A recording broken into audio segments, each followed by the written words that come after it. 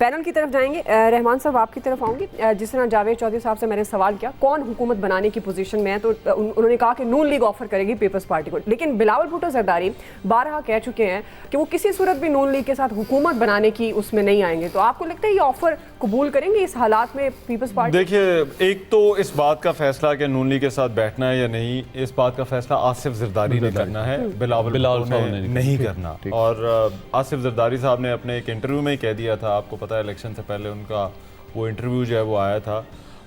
तो एक तो आसिफ जरदारी साहब क्या फ़ैसला करेंगे, पीपल्स पार्टी का वो फैसला होगा और वो देखना होगा।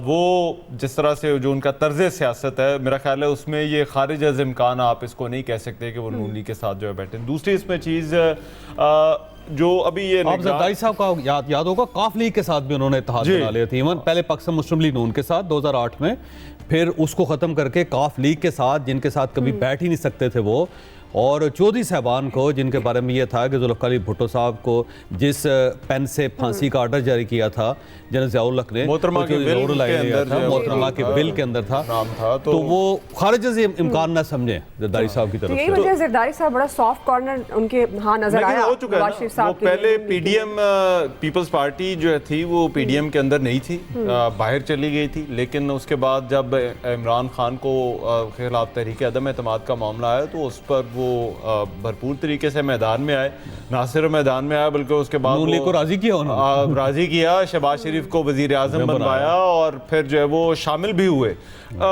एक और चीज़, ये जो इलेक्शन है ये यकीनन जो निगरान वजीर दाखिला और वजीर इत्तलात की प्रेस कॉन्फ्रेंस, इस पर एक छोटी सी बात करना चाहूँगा। ये बड़े मुश्किल टाइम पर इलेक्शन हुए हैं, बहुत ख़तरात थे, हमें शुक्र अदा करना चाहिए। कुछ वाक़यात हुए हैं और बहुत ही अफसोसनाक है, लेकिन बहैसियत मजमूई जो एक इलेक्टोरल वायलेंस जिसकी बात हो रही थी कि हो सकता है खैबर पख्तूनख्वा में या इस पूरा इलेक्शन का प्रोसेस ये डीरेल कर सकते हैं, तो काफ़ी हद तक ये कहना चाहिए कि ये जो है वो नहीं हुआ। और यकीनन जो सिक्योरिटी वाले हैं, जो पुलिस वाले खड़े होते हैं, जो फौजी खड़े होते हैं, ये सब इनका बड़ा काम है इलेक्शन की सारी एक्सरसाइज के अंदर। जाहिर साहब आप कमेंट करेंगे निगरान वफाकी, ज़ाहिर है वो जिस तरह का पूरा दिन और उसमें जितने भी इंसिडेंट्स हुए उनके बारे में, लेकिन खास तौर पर जो सिक्योरिटी इदारों की एक समझ लें मेहनत है जी, उनका वो आप उससे मुतमईन हैं? आप देखिए, इसमें कोई शक नहीं, क्योंकि बहुत मुश्किल थे हालात। और मौलाना फजलुर रहमान साहब, फिर बलूचिस्तान की पार्टियां, फिर पंजाब के अंदर, फिर सिंध के अंदर ये खदशात थे कि कहीं ना कहीं कुछ ना कुछ सिक्योरिटी थ्रेट्स हो सकती हैं। लेकिन इन सारे हालात के दरमियान सिर्फ 4 इस किस्म के वाक़यात हुए हैं, और वो भी बहुत बड़ा वाक़या नहीं है। वैसे तो एक जान का चले जाना भी इंतहाई खौफनाक किस्म का वाक़या होता है, लेकिन अगर पिछले इलेक्शंस के मुकाबले में देखा जाए तो ये इलेक्शन बहुत ज़्यादा पीसफुल है, क्योंकि इस पर खदशात ज़्यादा थे। तो मेरा ख्याल है निगरान हुकूमत को दाद देनी चाहिए कि उन्होंने बर वक्त फ़ैसला किया। और जो डिप्लॉयमेंट है सिक्योरिटी एजेंसीज़ की हमारी, और इसके अलावा जो दिफा पाकिस्तान के इदारे हैं उनकी, वो रिमार्केबल है। और उसको अगर आज हम अप्रिशिएट नहीं करेंगे तो फिर मेरा ख्याल है ज़्यादती है, और फिर ये बड़ा पीसफुल इलेक्शन। और इसके जो रिजल्ट्स हैं वो भी मेरा ख्याल है टाइम से आ रहे हैं, कोई बहुत ज़्यादा इसके अंदर फ़र्क नहीं है। तो बड़ा इम्पावर किया इलेक्शन कमीशन। आपका भी एक तो ये निगरान गुजरा की जो न्यूज़ कॉन्फ्रेंस खासतौर पर इंतखाबात के हवाले से, इस पर भी बात करना चाहें तो आप कर सकते हैं। और जो मेरा बुनियादी सवाल, पाकिस्तान तहरीक इंसाफ ऑल्दो जो आज़ाद उम्मीदवार उनके अक्सरियत का दावा कर रहे हैं, लेकिन अब जो ट्रेंड्स हैं वो कुछ और बता रहे हैं। अब इस नतीजे के बाद आपके ख्याल में पीटीआई की क्या हिकमत अमली हो सकती है? अर्ली विक्ट्री का माहौल तो बनाना मुनासिब नहीं था। उसकी वजह ये कि एथिकल भी नहीं है। अगर आप 2013 में नवाज शरीफ साहब पे यही तनकीद कर रहे थे, अगर आपका तर्ज अमल भी यही है। चलें, आपके माज़रत ऑडियो इशू आ रहा है, अभी एक कोई नतीजा भी हमारे सामने आ रहा है, वो अपने नाज़रीन को बता देते हैं। गैर हतमी गैर सरकारी ये नताइज NA 244 कराची का ये नतीजा है। आफ्ताब जहांगीर आज़ाद उम्मीदवार हैं, 1910 वोट लिए हैं, वो जीते हैं। फारूक सतार जिनका ताल्लुक MQM से है, 850 वोट लेकर ये हार गए हैं।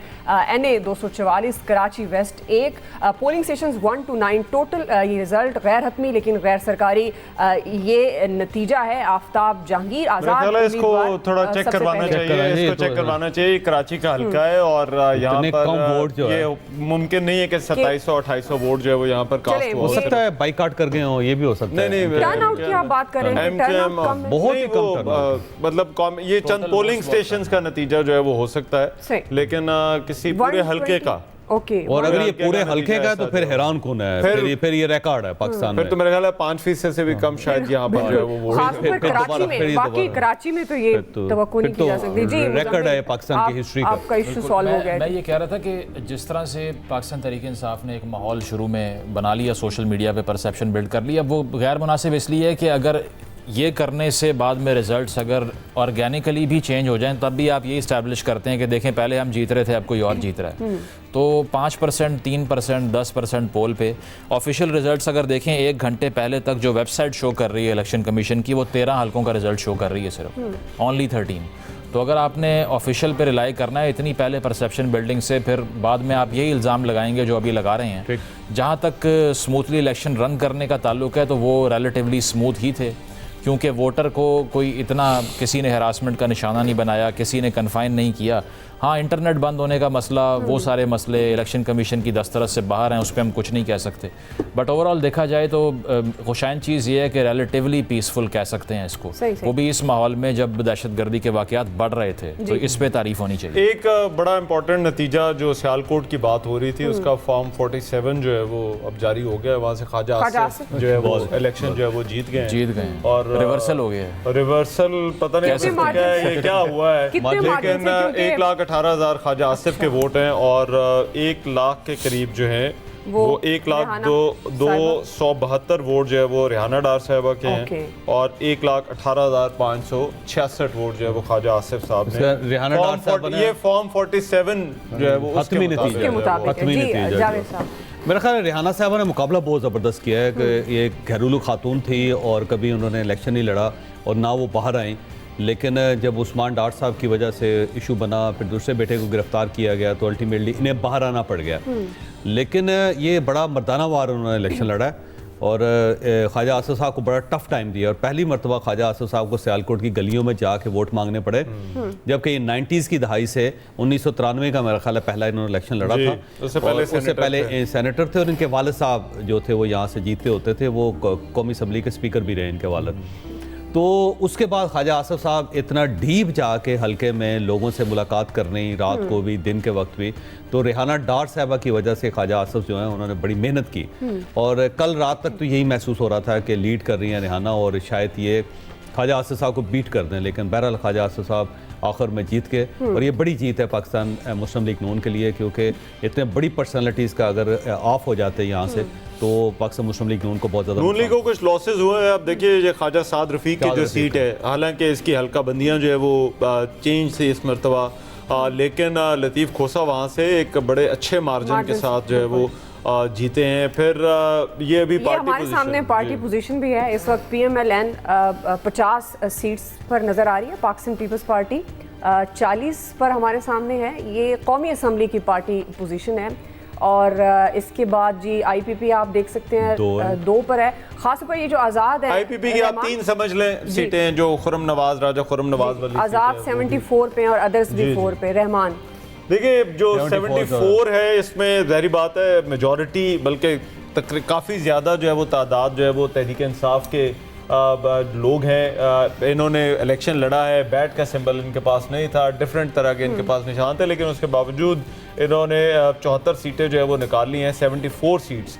अब इसमें से देखना ये होगा कि पार्टी के साथ जो है वो कितने लोग जो है वो खड़े रहते हैं और ये इंपॉर्टेंट सवाल होगा। लेकिन अगर आप मतलब टेक्निकली कहें तो इस वक्त PMLN जो ये कहती है कि हम सिंगल लार्जेस्ट पार्टी है, तो टेक्निकली तो नतायज में अभी आप कह सकते हैं, अगर आप लिस्ट देखें ऑन पेपर तो PMLN की जो सीट है, लेकिन अभी 171 है, अभी तो पार्टी शुरू हुई है। देखिए ये 171 क्लोज हो रहा है इंडिपेंडेंट का और नून लीग का जी।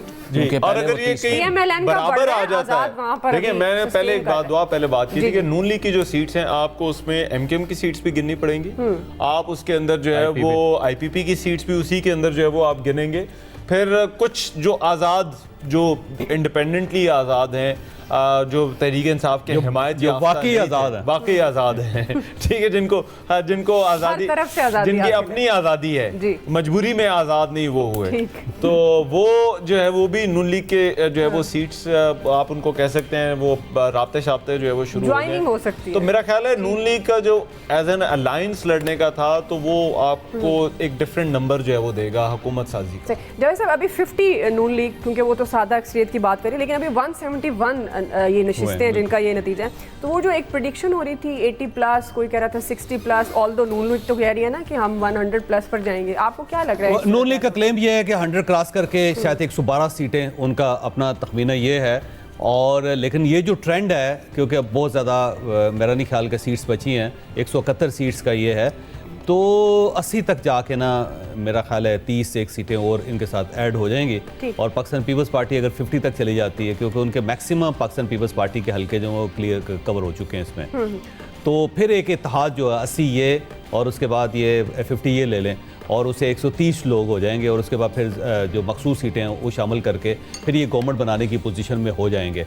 अब आसिफ अली जरदारी साहब का एक कमाल होगा कि वो जो आज़ाद उम्मीदवार है कितने खींच सकते हैं, और वो खींच लेंगे बहुत ज़्यादा, उनमें ये सलाहियत है, उनके ये सलाहियत ये अभी बात कर रहे थे रहमान जावेद साहब मुजम्मिल, हम ख्वाजा 18,000 का आसिफ फर्क की है। सीट की ये NA 71 सियालकोट तो जीत गए हैं जी ख्वाजा नहीं, दाद देनी चाहिए ख्वाजा साहब के अगेंस्ट जो रेहाना साहिबा ने इलेक्शन लड़ा है, क्योंकि एक्स डिफेंस मिनिस्टर हों, एक्स फॉरेन मिनिस्टर हों, एक पार्टी का बड़ा सेंट्रल मेंबर हो एक आदमी, और काबीना का कंसिस्टेंटली हिस्सा रहा over the period of 2 decades, और 2 नस्लों से सियासत लेकिन कर रहे मगर मैं इसमें मुजम्मिल एक चीज़ आप देखिए, ये फैक्टर आपके अगेंस्ट भी जा सकता है, और ख्वाजा आसिफ के हल्के में ये फैक्टर किसी हद थोड़ा तक। सा है कि 93 से एक ही पार्टी है, एक ही कैंडिडेट है, वो मुसलसल जो है वो जीती जा रहा है, तो ये कई दफ़ा आपके अगेंस्ट भी चला जाता है, उनके फ्रेश फेस को जो लोग वोट 18 करते हैं। में 18 का जो इलेक्शन था ना, उसमें इसी उस्मान डार तभी तो बहुत नज़दीक आ गए थे। 13 के इलेक्शन में इनका डिफरेंस ज़्यादा था, लेकिन 18 के इलेक्शन में तो उस्मान डार तकरीबन जो है वो ख्वाजा आसिफ के साथ जो है वो पहुंच गए थे। इसीलिए ये कहा जा रहा है ना कि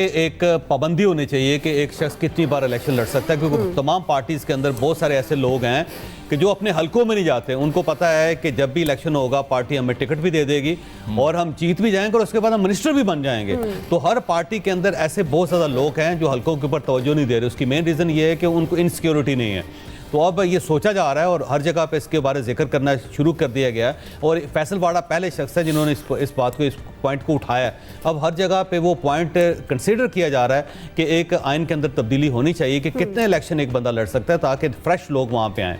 अगर हलकों के अंदर इस तरह अथॉरिटी क्रिएट हो जाएगी तो वहाँ पे तो डेवलपमेंट नहीं होगी। बिल्कुल।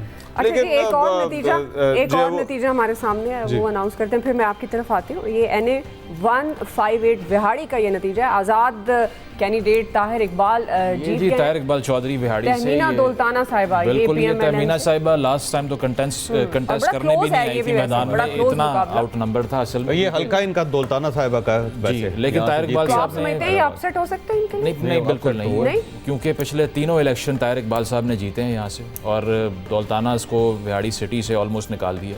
पहले ये काफ लीग में भी रह चुके हैं, फिर नून लीग का हिस्सा बने, फिर बाद में जनूबी पंजाब महाज बना उसका हिस्सा बने, और इस बार इंडिपेंडेंट गए हैं। तो इनके लिए भी कैंपेन काफ़ी मुश्किल रही, हल्के से गायब रहे, लेकिन एक्सपेक्टेशन यही थी कि बड़ी लीड से जीतेंगे, क्लोज है फिर भी है। और मियां साहब इनको टिकट भी नहीं दे रहे थे, तहमीना दौलताना साहिबा। बिल्कुल। अच्छा, सोशल मीडिया पर एक खबर आ रही है, मियां साहब शायद तकरीर भी करें, कोई 5, 5:30, वैसे ये लेकिन इसको वेरीफाई करके कल भी देखें वो अता से बात कर रहे थे, तो वो जो है वो कल भी जो है वो बहुत, लेकिन वो अता ने उसकी बड़ी तरदीद की। उन्होंने कहा कि नहीं, मियां साहब को कोई ऐसा इरादा नहीं था विक्ट्री स्पीच करने का, वो वैसे ही रूटीन में अपने जो है वो अहबाब के साथ जो है वो इकट्ठे होकर